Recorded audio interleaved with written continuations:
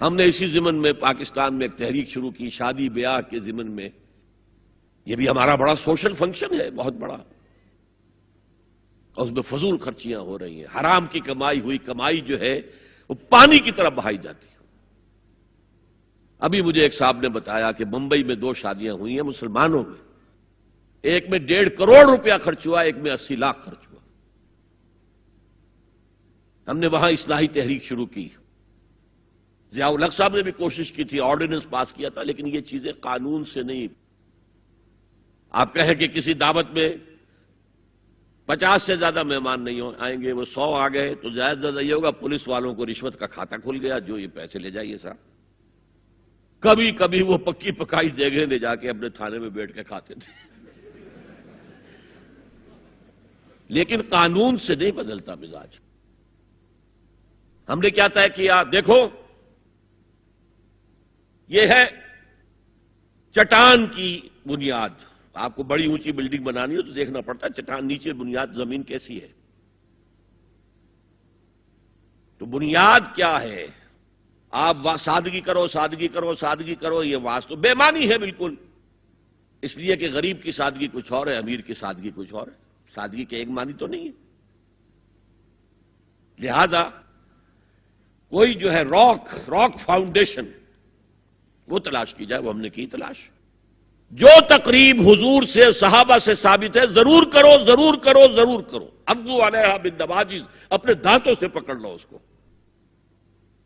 اور جو تقریب ثابت نہیں حضور سے اور صحابہ سے، یقیناً یہ کہیں باہر سے آئی ہے.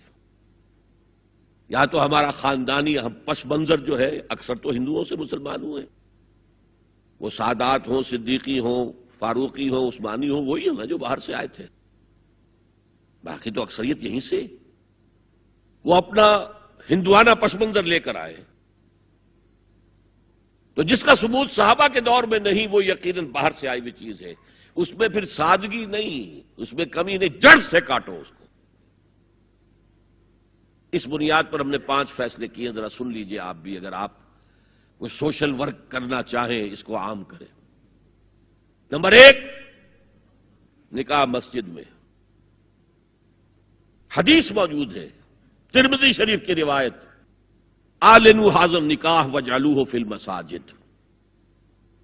نکاح کا اعلان عام کیا کرو، مسجدوں میں منعقد کیا کرو. میں حیران ہوتا ہوں کیوں نہیں علماء کرام نے اس کی طرف توجہ دلائی. حدیث ہے. ہاں میں مانتا ہوں ان کا کہنا یہ ہے کہ یہ یہاں جو امر ہے کہ مسجد میں منعقد کرو، یہ امر وجوب کے لیے نہیں ہے، استحباب کے لیے. مستحب ہے یہ کہ مسجد میں. تو بھائی مستحب کیوں چھوڑ رہے ہو تم؟ وہ اس لیے چھوڑنا پڑتا ہے، مولوی بیچارے کی حیثیت ہے ہی نہیں معاشرے میں کہ وہ کہے جناب یہاں آئیے میرے پاس، میں نہیں آؤں گا آپ کے گھر نکاح پڑھانے کے لیے. وہ اپنا رجسٹر بغل میں دبائے بیٹھا سوکھتا رہتا ہے. وہ تو آنی تھی بارات عصر کے وقت، مغرب بھی جا رہی ہے، آئی نہیں، وہ بیٹھا غریب. پہلے 20-30 روپے ملتے تھے، اب 200 300 400 ملتے ہیں. اور کیا ہے؟ میں نے انہیں یاد دلایا دیکھو شرم کرو. عیسائیوں نے آج تک اپنے چرچ کی اور اپنے پادری کی عزت یہ رکھی ہے کہ شہزادے اور شہزادی کی شادی ہوگی وہ بھی پادری چرچ میں آئیں گے. شہزادے کی شادی ہو رہی ہے تو جو ان کی پارلیمنٹ کے ساتھ ہے چرچ، وہاں شادی ہوگی. وہاں پردہ نہیں ہے، لڑکا لڑکی دونوں آمنے سامنے کھڑے ہو کر قول و قرار کریں گے. ہمارے ہاں پردہ ہے تو اس لیے لڑکی کے گھر بھی جائیں گے تو لڑکی تو محفل میں نہیں آئے گی. لڑکی کا ایک وکیل ہوگا، وہ وکیل اجازت لے کر آئے گا، 2 اس کے گواہ ہوں گے، اس کے سامنے اجازت لی گئی، پھر وہ نکاح خواہ کو اجازت دیں گے، وہ نکاح پڑھا دیں گے. پہلی بات یہ ہو گئی کہ نکاح مسجد میں. نمبر 2، نکاح کے موقع پر کوئی دعوت طعام نہیں، کوئی ثابت نہیں. دعوت طعام صرف ایک ہے، وہ ولیمہ ہے. اور اس قدر معقول بات ہے،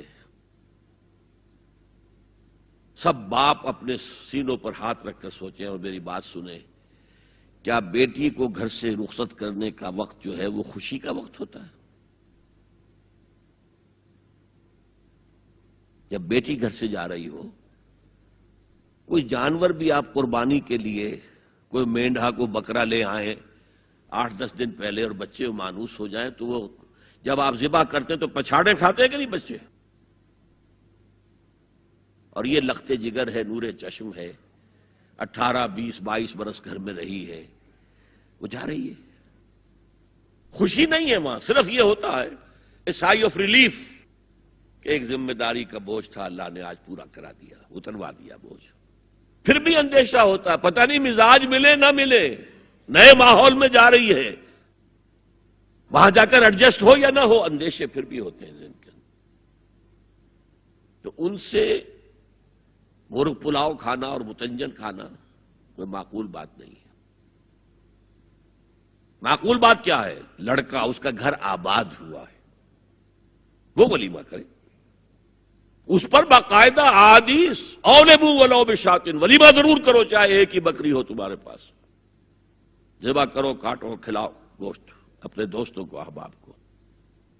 یہاں تک کہا کہ بے طعام الولیمہ، برا کھانا ہے ولیمے کا کہ اس میں غریبوں کو نہیں بلایا جاتا۔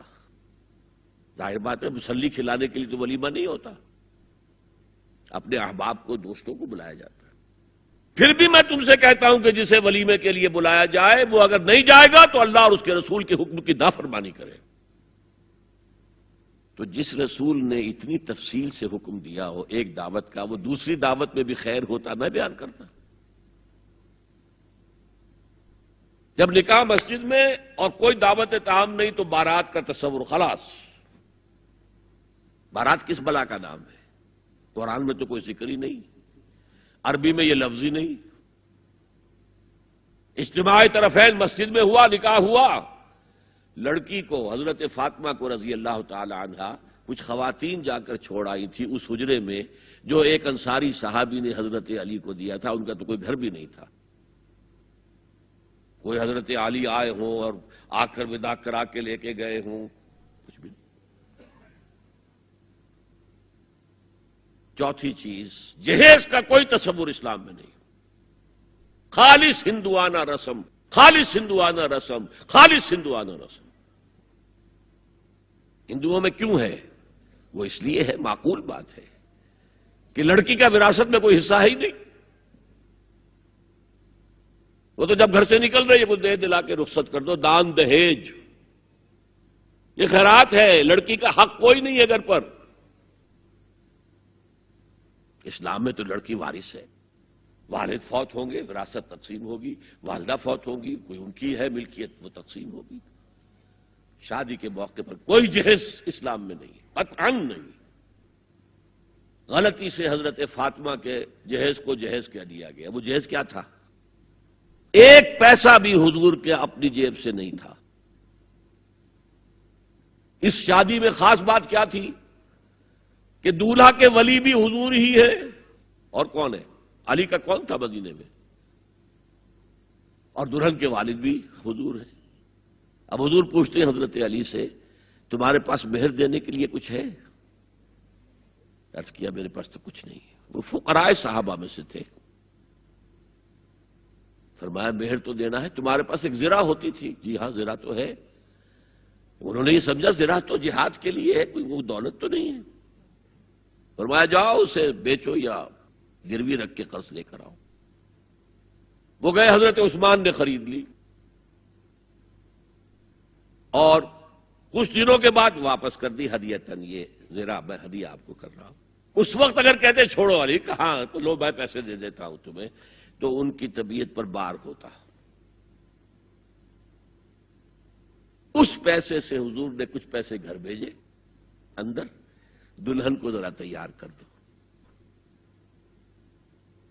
اور کچھ پیسوں سے وہ ایک گدا جس میں کھجور کی کھال بھری ہوئی تھی، اور 2 تکیے جس میں کھجور کی کھال بھری ہوئی تھی، ایک مشکیزہ، کنویں سے پانی تو لانا ہی ہے نا، ایک چکی، جو ہو یا گیہوں ہو پیسنا تو ہے نا، کوئی 1-2 برتن، اور اللہ اللہ خیر صلی اللہ، یہ تھا جسے جہیز کہتے ہیں، جس میں ایک پیسہ بھی حضور کا شامل نہیں ہے۔ وہ حضرت فاطمہ کا مہر تھا جسے بنایا گیا،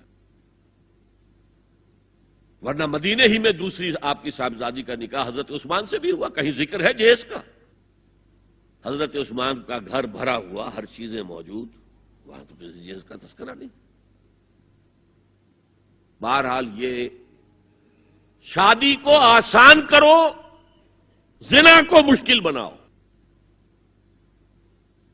یہاں شادی کے لیے 9 من تیل ہوگا تو رادھا ناچے گی، ورنہ یہ کہ بڑی ہو رہی ہے، عمر ہو رہی ہے، سب کچھ ہو رہا ہے، لیکن کچھ تقاضے تو ہے نا، آخر کچھ تو کرنا ہوتا ہے نا، آخر کچھ نہ کچھ لوگوں کو تو کھانا کھلانا ہی ہوتا ہے نا، بارات تو آخر آئے گی ہی نا، کچھ نہ کچھ تو دینا ہی ہوگا، کچھ جوڑے کپڑے، کچھ یہ.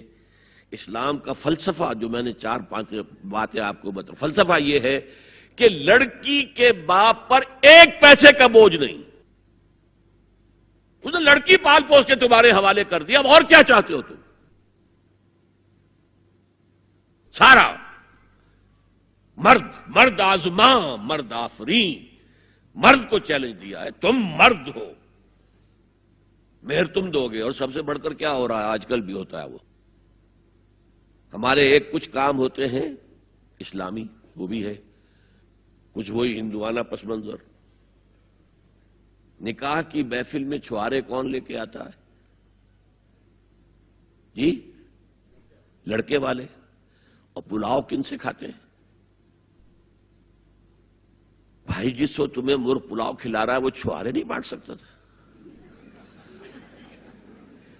یہ ہے اسلام اور غیر اسلام کا امتزاج. چھوارے لڑکے والے لے کر آئیں گے اور پھر دعوت اڑائیں گے لڑکی والوں کی طرف سے. اور ساری گفتگو جو اب تک ہوئی ہے اور جو پیغام ہم تک پہنچا ہے قرآن کا، اسی کا خلاصہ یہاں پر آ جاتا ہے. فرمایا جو کوئی اللہ اور اس کے رسول کی اطاعت پر کاربند ہو گیا، جس نے ساری زندگی ہر معاملے میں یہ دیکھا کہ اللہ کا فیصلہ کیا ہے، رسول کا حکم کیا ہے، آپ کی سنت کیا ہے، اور میں نے اس کے مطابق چلنا ہے، فقد فاز فوزا عظیما، اسے وہ بڑی کامیابی حاصل ہو گئی ہے جس کا عنوان جنت ہے. جنت کے ہم سب امیدوار ہیں، لیکن جس کے بارے میں گارنٹی دی ہے وہ یہ رستہ تقوی اور اطاعت والا. اللہ تعالی ہمیں اس رستے پر چلنے کی توفیق عطا فرمائے اور زندگی کے ہر معاملے میں اللہ کے حکم کو اور رسول صلی اللہ علیہ وسلم کی سنت کو مقدم رکھنے اور اس پر عمل کرنے کی ہمت اور توفیق عطا فرمائے. آمین یا رب.